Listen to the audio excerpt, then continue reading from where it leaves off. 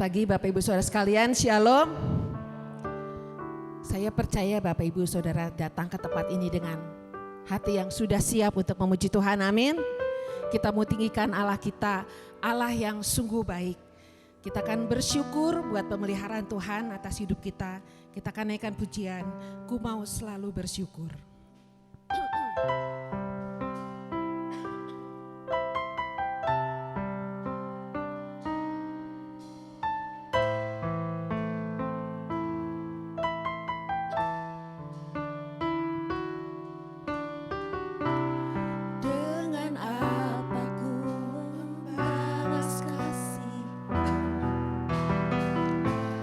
Yang ku terima darimu.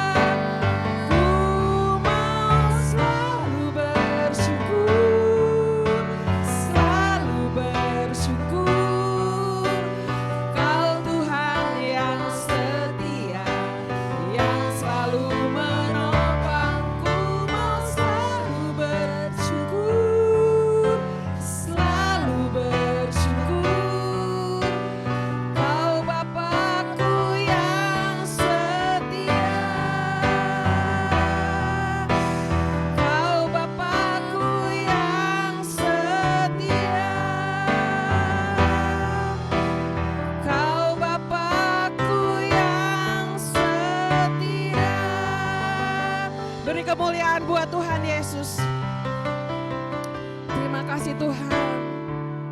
Sungguh Bapa, pagi hari ini kami bersyukur Tuhan. Karena kami memiliki Allah yang setia, yang selalu menolong, yang selalu menopang. Dan kami percaya Tuhan, Kau sudah menyediakan berkat pagi hari ini buat setiap kami Tuhan. Sukacita yang besar yang Kau limpahkan pagi hari ini Tuhan. Terlebih lagi Tuhan, anugerah keselamatan Tuhan, kalau pagi ini kami mau beribadah dan menerima perjamuan kudus Tuhan. Bukti kasih-Mu Tuhan, mati di kayu salib, menggantikan dosa-dosa kami Tuhan. Karena itu dengan apa kami membalas kasih-Mu, membalas cinta-Mu Tuhan, kalau bukan dengan memuji dan menyembah Engkau Tuhan. Terima kasih Tuhan, biarlah setiap roh puji-pujian boleh ada di setiap kami Tuhan, untuk meninggikan dan memuliakan nama Yesus. Terima kasih Bapa, kami siap untuk memuji Engkau. Haleluya, amin. Masih tetap berdiri, kita mau tinggikan Allah kita yang begitu hebat.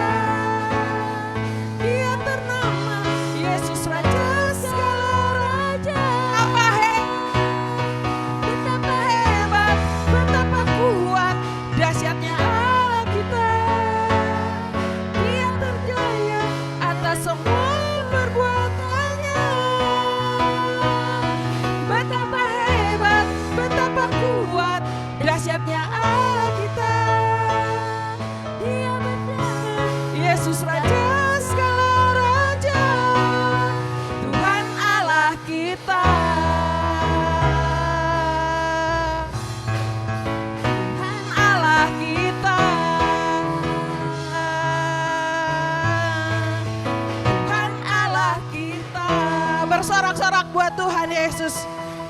Haleluya. Haleluya, saya bersyukur pagi ini. Saya lihat Bapak Ibu boleh bersuka cita, boleh bersemangat memuji Tuhan.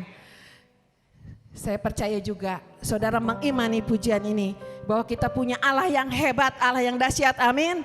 Segala perkara boleh kita tanggung bersama dengan Yesus yang memimpin hidup kita. Mari kita mau siapkan hati kita untuk menerima firman Tuhan.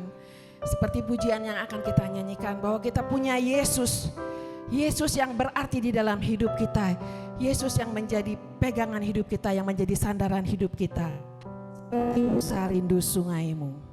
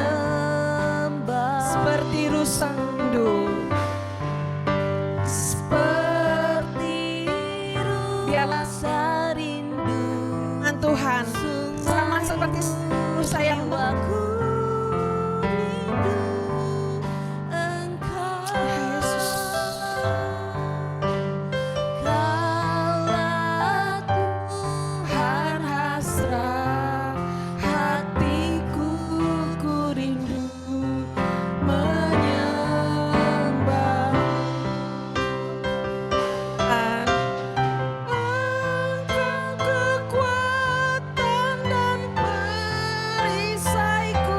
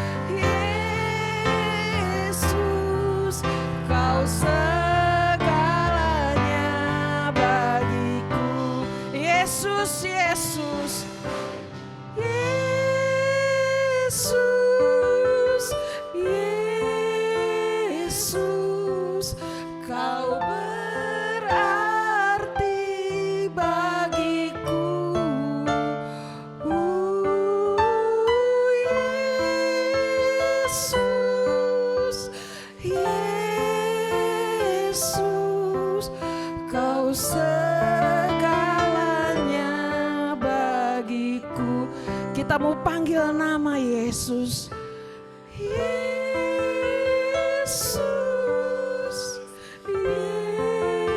Yesus, Kau berarti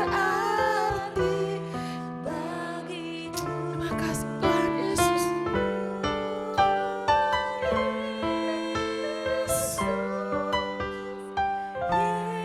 Terima kasih Tuhan Yesus. Kau segalanya bagiku. Kau segalanya. Kau segalanya bagiku. Kau segalanya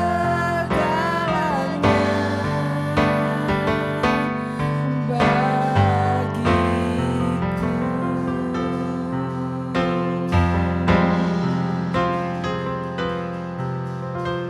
Saya mengundang Pak Yohanes untuk maju ke depan. Kita nyanyikan satu pujian lagi untuk memasuki pemberitaan firman Tuhan. Aku siap.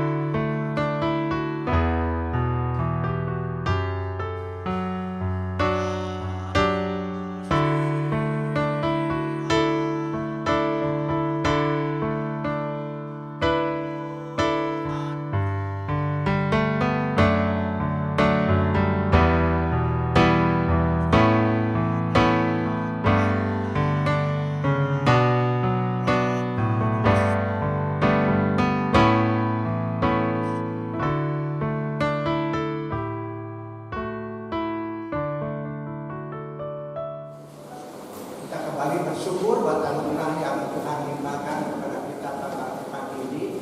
Kita bisa bersama-sama kembali beribadah kepada Tuhan.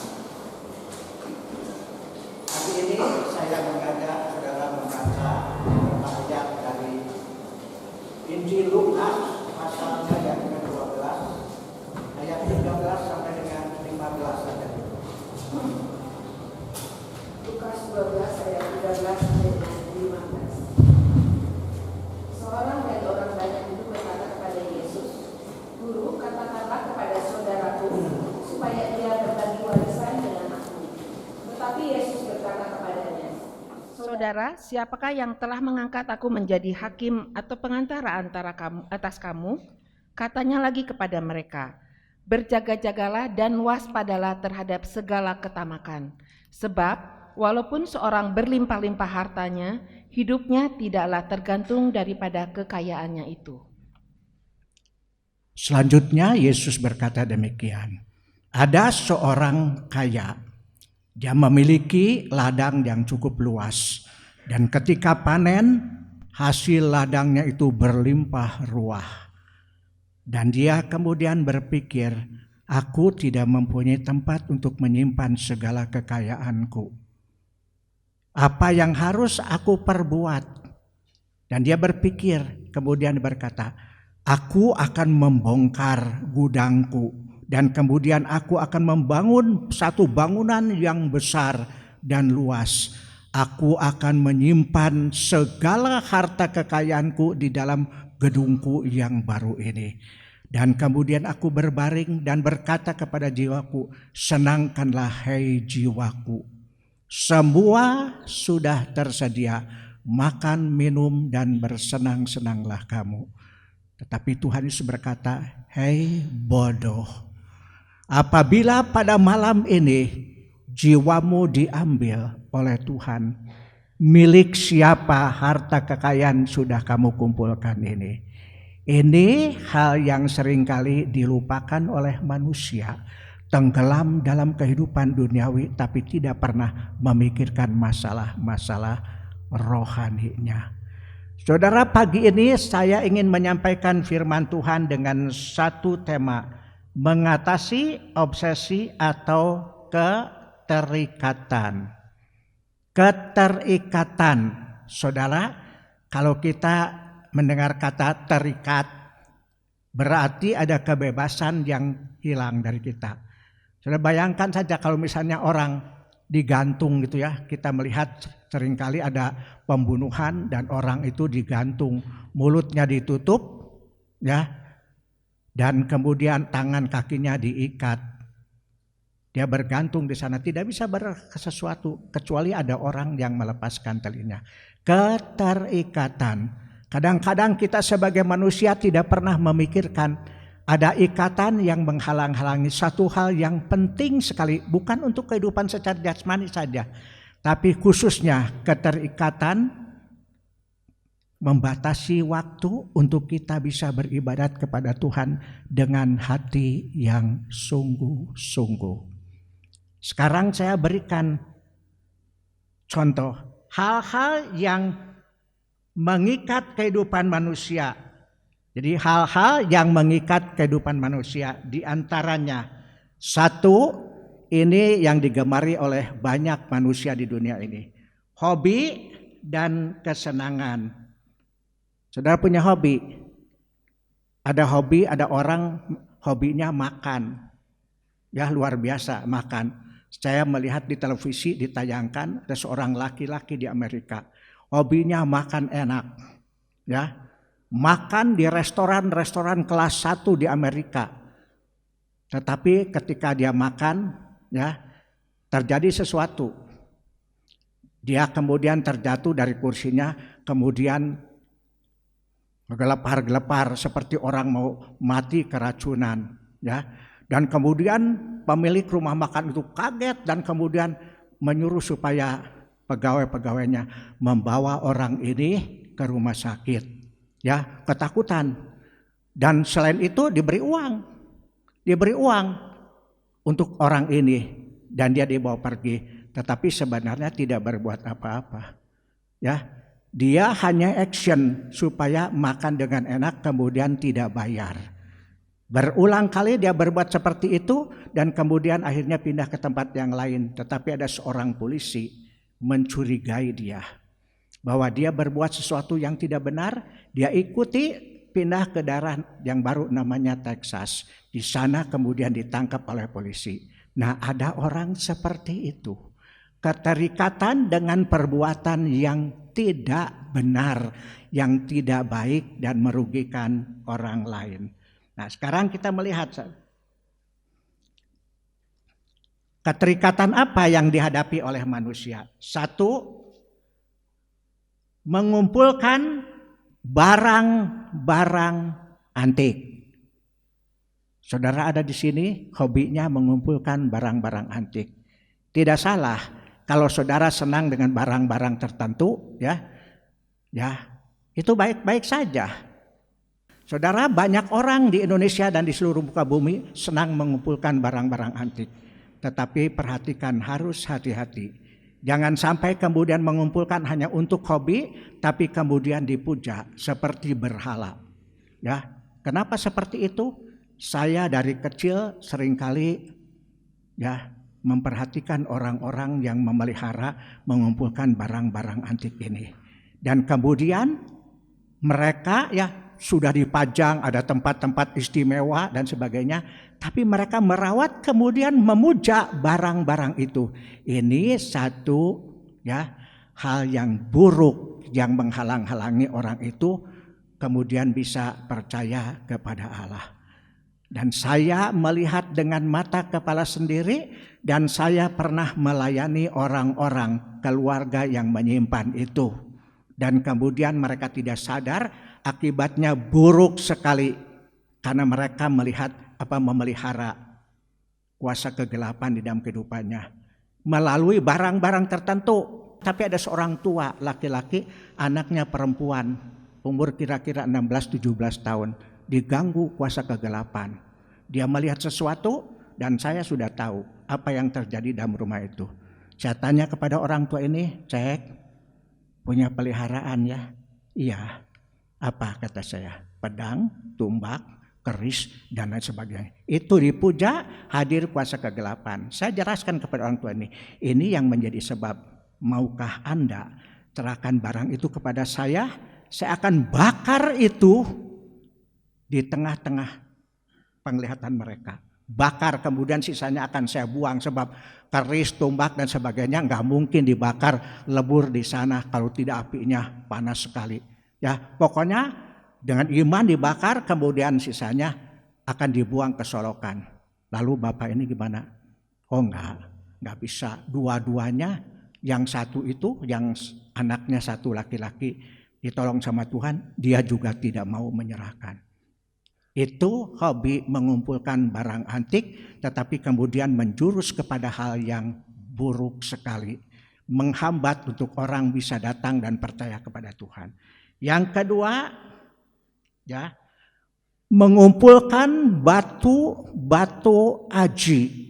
Batu-batu permata yang juga oleh orang-orang dunia dianggap mempunyai kekuatan yang luar biasa. Biasanya barang-barang ini tidak dibeli di toko-toko permata, tapi dibeli orang-orang yang spesial mengumpulkan batu ini, kemudian menghiburi orang, punya khasiat ini, punya khasiat ini dan sebagainya.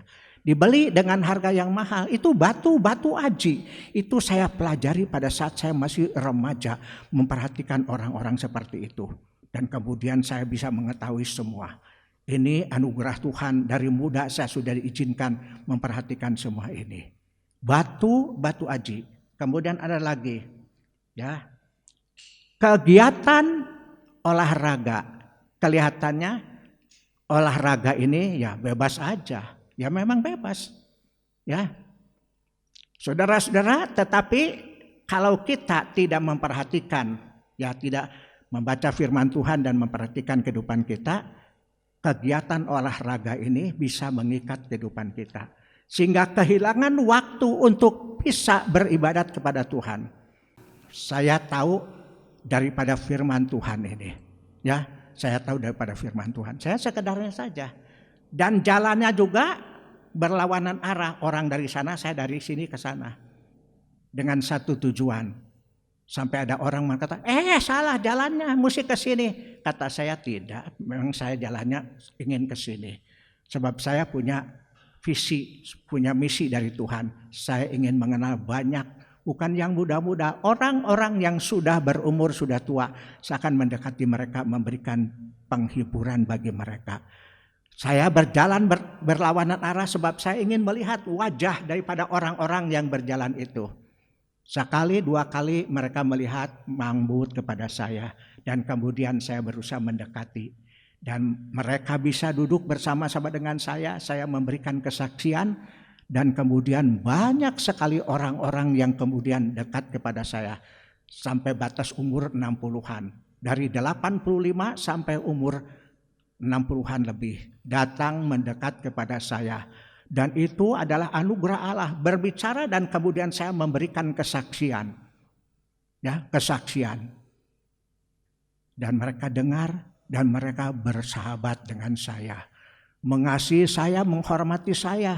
Ada pensiunan Auri, umurnya 70, beda dengan saya waktu itu 10 tahun, sudah mengenal dengan saya, begitu akrab mereka itu. Ya, indah sekali, ya. Tidak peduli haji, tidak peduli orang-orang pribumi dan sebagainya, mereka bergaul dekat dengan saya dan saya bersyukur. Sekarang saya minta tolong bacakan 1 Timotius pasal 4 ayatnya yang ke-8. Ini berbicara mengenai olahraga. Kalau tidak salah 1 Timotius 4 ayat 8. 1 Timotius 4 ayat 8. Latihan badani terbatas gunanya, tetapi ibadah itu berguna dalam segala hal, karena mengandung janji baik untuk hidup ini maupun untuk hidup yang akan datang. Latihan jasmani terbatas adanya. Tetapi ibadat, dengar baik-baik, ibadat kepada Tuhan berguna di dalam segala hal karena di dalamnya terdapat janji Allah untuk hidup sekarang dan hidup yang akan datang. Itu yang harus diperhatikan. Sebab itu ibadat itu berguna di dalam segala hal. Orang yang punya hobi dan sebagainya kemudian kita melihat ya mereka kehilangan sesuatu berkat yang Tuhan. Janji Allah untuk hidup sekarang di dunia ini dan yang akan datang di dalam kekekalan di dalam surga. Jadi jangan lupakan ibadah. Yang menjadi penghalang tadi adalah hobi juga. Berikutnya saudara, olahraga tadi, kebiasaan buruk. Ya. Berjudi, mabuk-mabukan dan lain sebagainya. Ada orang senang berjudi, tinggalkan anaknya, keluarganya, pergi ke tempat lain, cuma berjudi, minum mabok-mabokan. Mereka senang dengan pekerjaan ini, padahal satu hal yang buruk akan merusak hidup mereka. Ya, mabuk-mabukan, berjudi dan lain sebagainya. Kebiasaan buruk. Apalagi, saudara-saudara? Pekerjaan yang menyebabkan kurang perhatian kepada keluarga. Pekerjaan, kesibukan di dalam pekerjaan yang menyebabkan orang itu kurang peduli dengan keluarganya. Sudah tempatnya jauh, pekerjaannya sibuk, ya, jadi lupa keluarga dan salah satu lupa kepada Tuhan. Hanya menyenangkan orang yang memberikan kepada dia upah dan sebagainya dalam pekerjaannya. Tapi dia melupakan satu hal. Tidak peduli bagaimana dia mendekatkan diri kepada Tuhan. Hati-hati saudara. Tadi saudara lihat di dalam Lukas pasal 12. Tuhan Yesus berkata ada seorang kaya raya. Tanahnya menghasilkan hasil yang banyak berlimpah. Dan dia berkata senangkan dirimu. Semua sudah siap.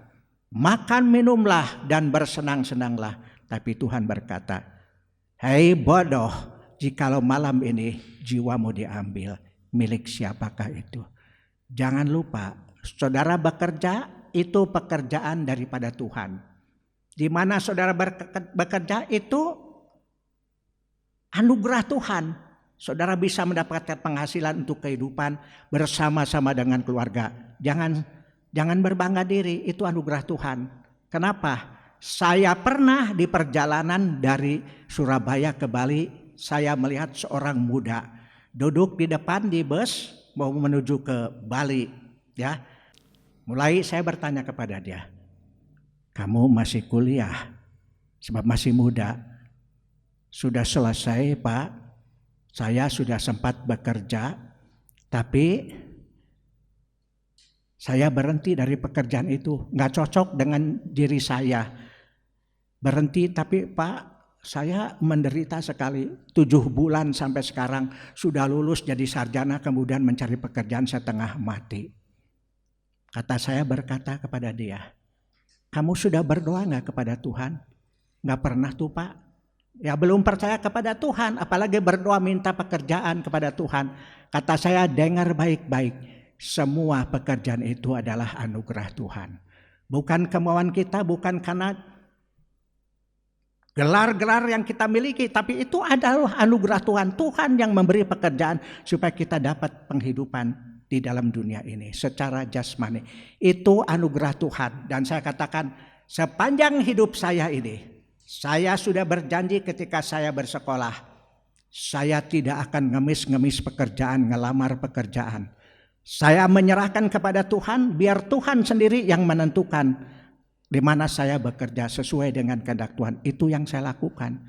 Dan nyata semua, sebelum saya selesai sekolah teologi, ada banyak orang datang kepada saya, meminta saya untuk membantu gerejanya. Kata saya sedang berdoa, minta Tuhan sendiri yang upakan. Langsung dia berkata, "Nanti bantu saya ya di Bogor, nanti juga bisa mengajar di sana, ada sekolah Bogor ini." Itu gembalanya. Jadi Dari semula itu saya tidak mencari ya bermegah-megah diri langsung kemudian saya nyodorkan diploma dan sebagainya. Saya tidak seperti itu. Saya simpen. Dan sulit untuk menjadi guru agama itu sulit. Kalau tidak cocok dengan kepribadian anak-anak ini sulit. Tapi yang luar biasa.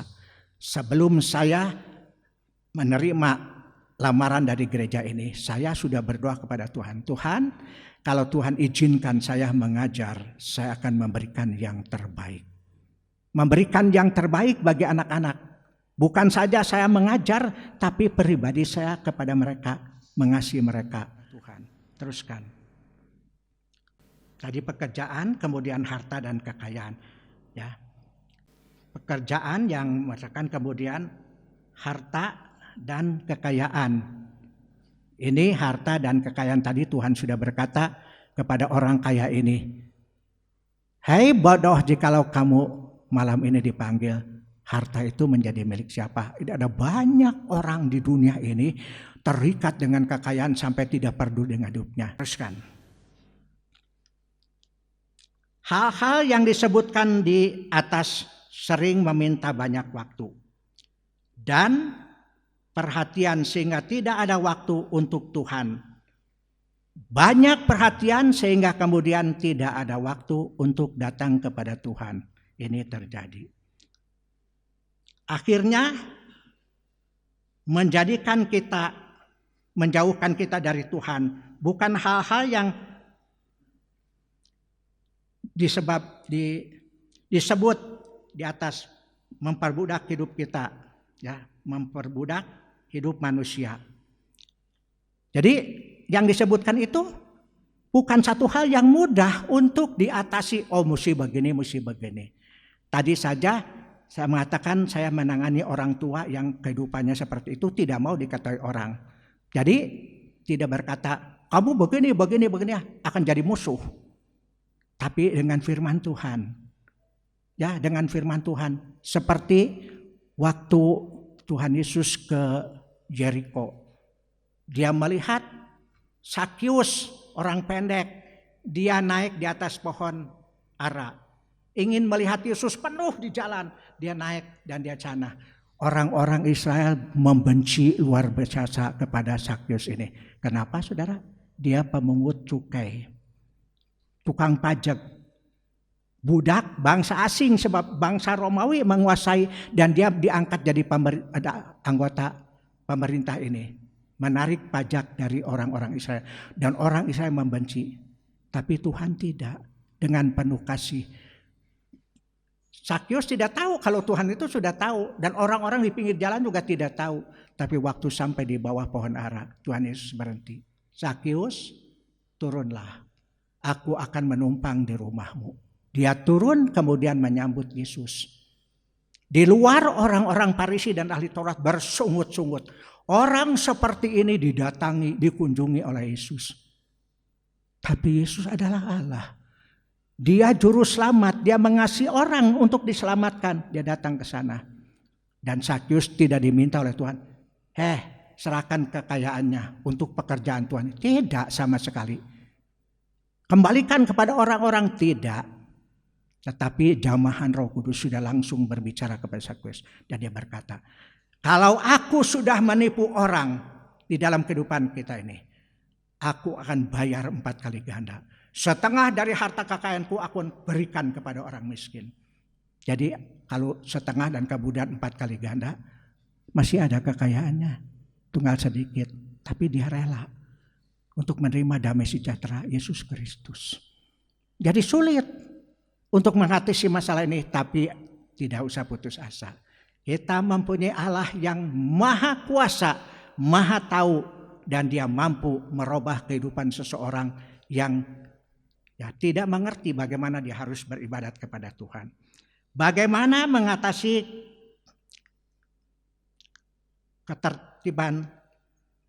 keterikatan tersebut. Bagaimana mengatasi keterikatan yang menghalangi kita datang kepada Tuhan ini. Mengatasi hal-hal ini tidak jadi hal yang mudah. Banyak orang mengatakan merasa sukar karena orang-orang akan menganggap itu satu hal yang wajar. Senang begini, ya. Orang-orang merasa senang, ya, melakukan hal tersebut. Saya pernah berkata kepada seorang, ayat tadi dalam 1 Timotius pasal 4. Olahraga itu sedikit gunanya. Yang lahiriah sedikit. Apa atlet-atlet itu sampai tua seperti saya, masih main, masih dapat uang banyak? Tidak. Yang berikutnya, tanpa disadari hal-hal tersebut menjadi suatu ikatan yang menjauhkan manusia dari Allah dan terikat dengan dosa. Menjauhkan tanpa terasa ikatan itu, ya, ikatan itu menghalang-halangi kita untuk mengenal Allah dan terikat kemudian dengan dosa. Tetapi seperti tadi, ya, jadi berbuat jahat dan sebagainya. Tidak ada usaha keinginan untuk melepaskan diri dari keadaan tersebut. Nah, ini usaha manusia kadang-kadang mengalami benturan. Dan orang yang misalnya diberikan kesaksian, ya, lalu kemudian cepat bertobat, ya gampang. Sekarang saya tanya, apakah keterikatan ini saudara bisa hadapi? Saudara mengalami keterikatan ini, ya. Sekarang lihat aja contohnya. Yang datang beribadat hari ini cuma sekian. Padahal gereja Bethesda jemaatnya banyak. Sedikit. Kenapa sampai sekarang kita bisa hidup? Sementara ada ribuan orang mati. Dengar baik-baik. Semua yang terjadi itu adalah otoritas Allah. Tuhan yang memakai semua ini untuk merubah dunia ini. Sebab zaman sekarang ini, dunia ini penuh dengan kenajisan, kejahatan. Saudara ingat di zaman Nuh. Nuh itu diperintahkan oleh Tuhan membuat satu bahtera. Ukurannya kira-kira 150 meter panjangnya. Dan 3 tingkat. Perabotnya aja tidak ada seperti zaman sekarang. Ada gergaji, listrik dan sebagainya. Sulit, setengah mati. Tapi Nuh melakukan perintah Tuhan. Buat perlahan-lahan. Ya, sambil kemudian menginjili orang-orang. Supaya mereka bertobat. Sebab kalau tidak mereka akan dibinasakan oleh Tuhan. Akan ada banjir besar. Saat itu tidak pernah ada hujan seperti sekarang, banjir. Saya lihat di televisi, banjir di mana-mana. Ya, di Kabupaten Bandung juga banjir, Dayakolot dan sebagainya sudah banjir. Di Jakarta banjir, Bogor banjir. Ya, dan saat itu tidak pernah ada hujan seperti itu. Tapi kata Tuhan, kalau mereka tidak mau sadar, tidak mau bertobat, dunia ini akan dibinasakan dengan banjir yang besar, memenuhi seluruh dunia ini. Itu kata Tuhan. Dan Nuh berbicara, memberitahukan, mau bertobat. Tidak, karena mereka terikat dengan kebiasaan yang buruk ini. Sampai kemudian Tuhan turunkan hujan. Gak apa-apa hujan, masih ada rumah, masih ada gubuk dan sebagainya. Lalu airnya naik, sebab bukan cuma hujan, dari alam itu terbelah air keluar. Jadi makin cepat, makin cekap. Sampai kemudian naik. Itu perahunya di bukit, bukan di pantai, di bukit. Air naik terus. Dan bahtera ini mulai bergerak. Dan mereka bagaimana? Baru mereka merasa ketakutan. Coba terus naik sampai menutupi bumi ini. Dan tidak ada lagi kesempatan. Mereka berteriak kepada Nuh. Semua sudah masuk dan sudah ditutup. Nuh, bukakan kami. Bukakan pintu bagi kami, tolong kami. Teriak-teriak. Nuh itu berusaha, kata firman Tuhan di sana, dia berusaha membuka pintu bahtera ini supaya mereka bisa berenang dan kemudian masuk ke sana. Dikunci oleh Tuhan. Tidak ada kesempatan lagi. Dan ini juga yang terjadi dengan manusia di akhir zaman ini. Kalau mereka tidak mau bertobat, saudara-saudara, Tuhan tidak sayangkan. Saya tanya, adakah gereja-gereja yang hidup seperti tadi ini? Begini. Justru itu, ya, di akhir zaman ini Ada banyak gereja yang tidak memuliakan nama Allah. Tetapi membimbing gerejanya menjadi gereja yang duniawi, bisnis kotor di dalam dunia ini. Dari semula ketika saya masih muda, saya membaca buku Martin Luther. Dulu hanya satu gereja, sumbernya, pusatnya di Romawi. Dia menjadi pastor, ingin dapatkan kesucian dengan berpuasa dan lain sebagainya. Ingin hidup dengan suci. Sampai mamahnya itu berkata kepada pastor yang lain, tolong nasihati anak saya, sebab dia dalam keadaan seperti ini. Tapi tetap, satu hari dia ingin ke Roma, ingin melihat, pasti di Roma saya akan melihat kesucian. Rahib-rahib hidup dengan kesucian, gereja begitu hebat. Dan dia pergi ke sana, waktu sampai di sana, apa yang dia lihat berbeda dengan apa yang ada di pikirannya. Di sana dia melihat rahib-rahib hidup di dalam kekotoran dan membuat dia kecewa. Mencela gereja di Roma ini dan dia dikejar oleh orang-orang Roma melalui tentara-tentara di sana, mau dibunuh. Tapi dia sempat bersembunyi di satu tempat, bukan dengan ketakutan. Dia bersembunyi bukan dengan ketakutan, tapi waktu dia bersembunyi menerjemahkan Alkitab kepada bahasa Jerman supaya orang-orang Jerman mengerti firman Allah. Itu usaha hebat. Dan seterusnya setelah terjadi apa yang dilakukan oleh Martin Luther, gereja kemudian pecah. Dari Protestan, ada Pentakosta, ada karismatik dan sebagainya. Kemudian bertentangan satu dengan yang lain, saling membanggakan diri dan sebagainya. Ya, sampai kotor pun ya membanggakan diri. Ya. Teruskan satu poin lagi, kemudian kita akan memasuki perjamuan suci. Tuhan Yesus berpesan. Ini Tuhan Yesus berpesan. Apa untungnya memperoleh segenap dunia ini? Ya, tadi coba kita baca dulu Markus 8 ayat 36. Markus 8 ayat 36. Apa gunanya seseorang memperoleh seluruh dunia tetapi ia kehilangan nyawanya? Nah, firman Tuhan mengatakan seluruh dunia, memperoleh seluruh dunia tetapi jiwanya binasa. Jagalah dirimu dari segala ketamakan. Ayatnya sudah tadi dibaca di Lukas 12 ayat 15.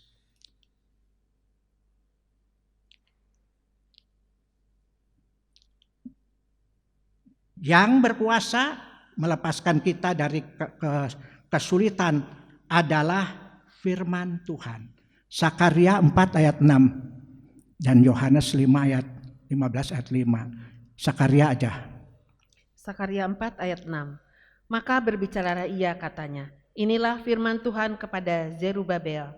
Bunyinya, bukan dengan keperkasaan dan bukan dengan kekuatan, melainkan dengan rohku, firman Tuhan semesta alam. Bukan oleh kuat dan bukan oleh gagah, melainkan oleh rohku semua akan jadi. Jadi tidak usah bermegah diri. Ini dari saya kecil ayat ini selalu saya ingat. Sampai saya selesai sekolah teologi, saya bekerja tidak pernah melupakan ini. Selalu saya belajar berharap kepada Tuhan dalam setiap tugas ini. Diperlakukan begini-begini tetap aja. Ya, tenang-tenang saja. Kenapa? Karena saya berjuang bersama-sama dengan Tuhan dan atas izin daripada Tuhan.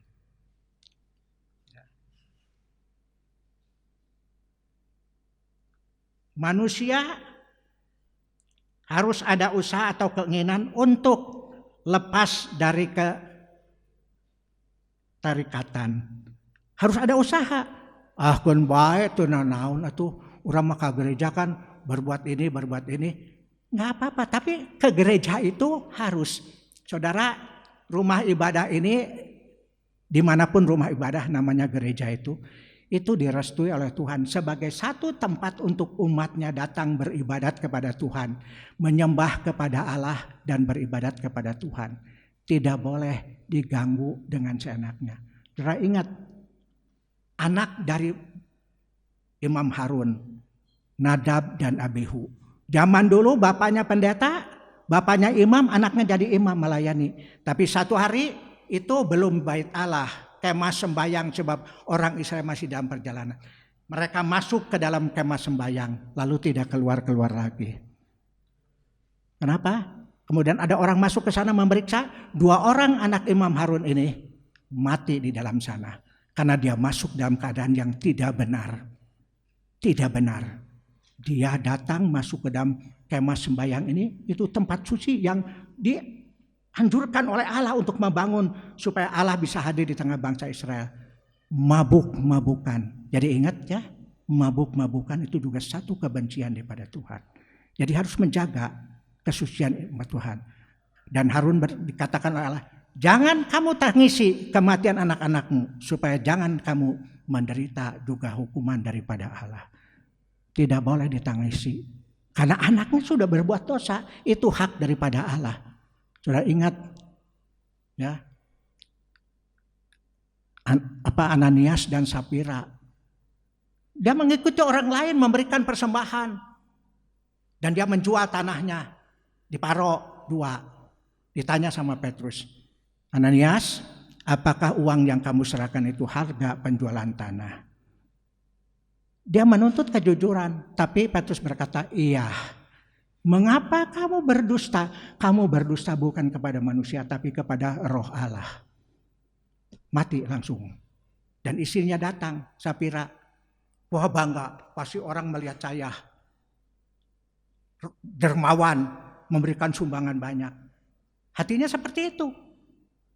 Memang semua orang melihat dia, tapi kemudian Petrus bertanya, Sapira, apakah uang yang kamu persembahkan itu semua apa yang kamu sembahkan? Iya.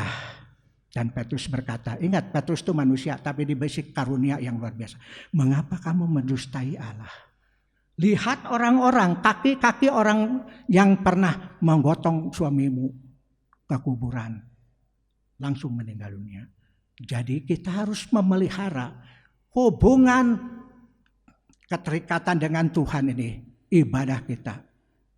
Ya, ibadah itu berguna di dalam segala hal. Ada orang berkata kepada saya, masa kita mesti tinggal tempat ibadah terus-menerus? Bukan begitu. Kata ibadah itu punya arti banyak. Selain datang ke gereja untuk belajar firman Tuhan dan hidup di dalam kebenaran sesuai dengan firman Tuhan. Tetapi Matius 5 ayat 16, hendaklah terangmu bercahaya-cahaya di hadapan segala orang supaya dilihatnya kebajikanmu dan Bapamu yang memuliakan kamu. Menjadi berkat sehingga nama Tuhan dimuliakan dengan kebaikan yang kita tunjukkan kepada orang lain, bukan gagah-gagahan menginjil mereka. Mau sudah seperti itu. Saya berdoa supaya gereja Betes ini tetap diberkati oleh Tuhan. Ya, satu kali kalau saya dipanggil pulang oleh Tuhan, ya, saya percayakan, saya yakin Tuhan akan tetap memberkati. Kita bersyukur kita punya Allah yang hidup. Jangan takut, apapun yang terjadi, kita mau bersandar berharap kepada Tuhan. Amin. Sampai di sini pemberitaan firman Tuhan.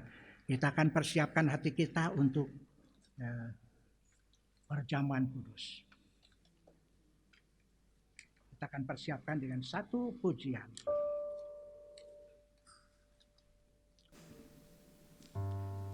Suci, suci, suci.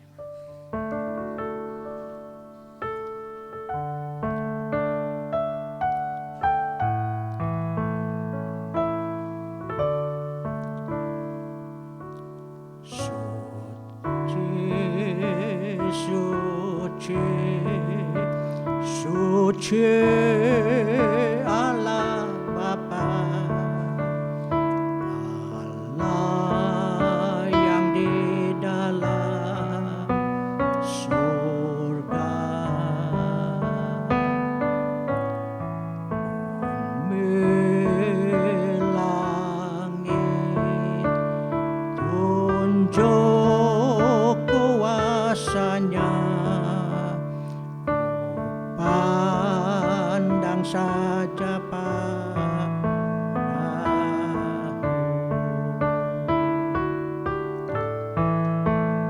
suci, suci,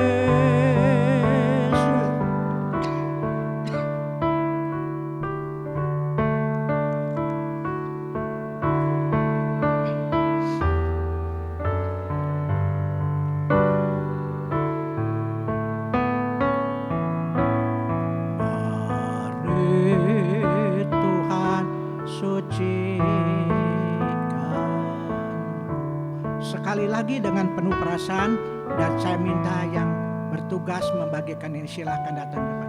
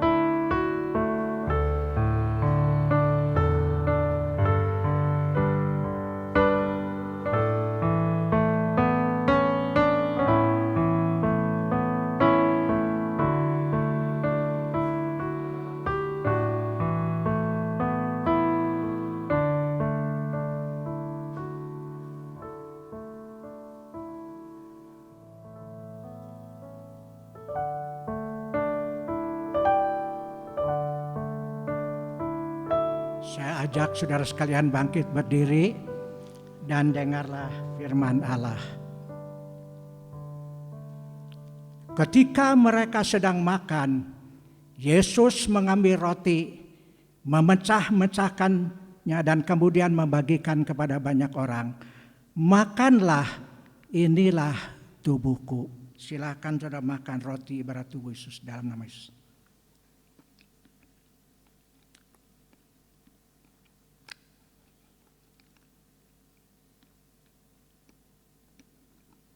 Kemudian Yesus mengambil cawan yang berisi anggur dan mengucapkan syukur, lalu memberikan kepada mereka dan berkata, minumlah semua dari cawan ini. Inilah darah perjanjian yang diberikan kepada banyak orang untuk pengampunan dosa. Silakan sudah minum air anggur ibarat darah Tuhan Yesus.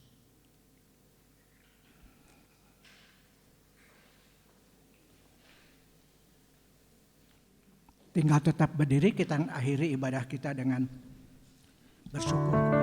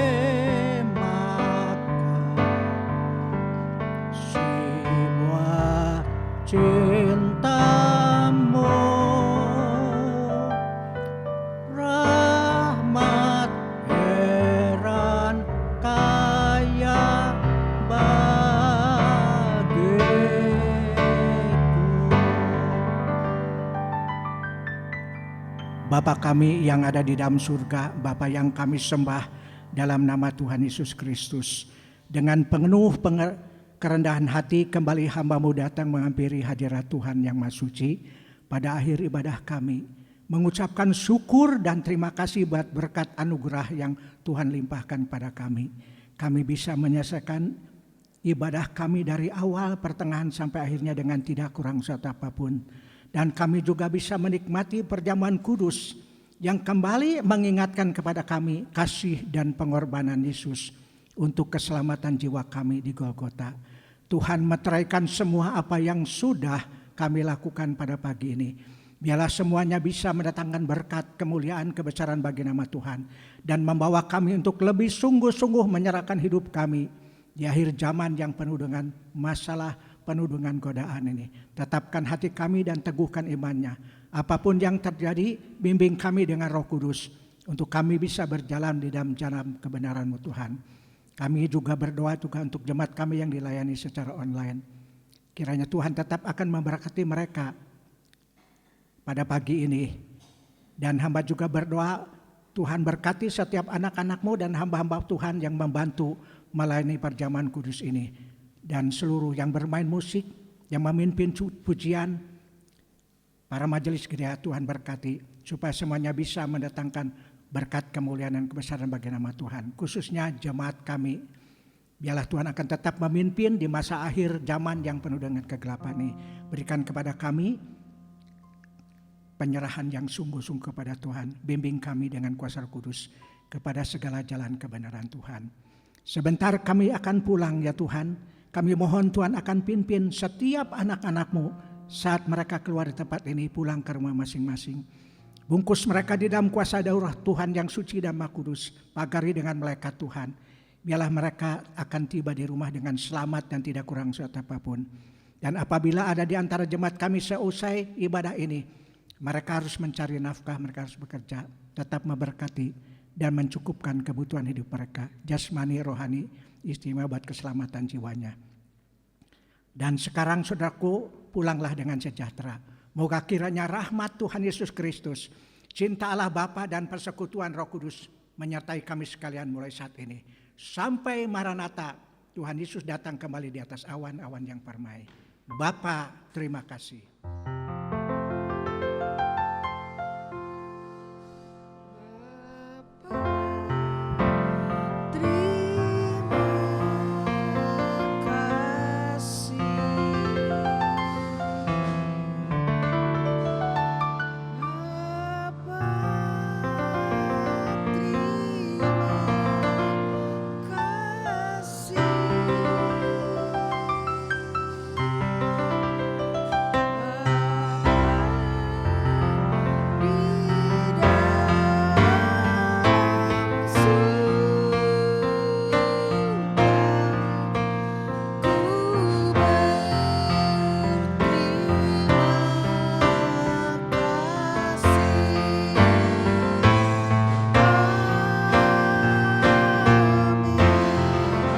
Selamat pulang, Tuhan Yesus memberkati.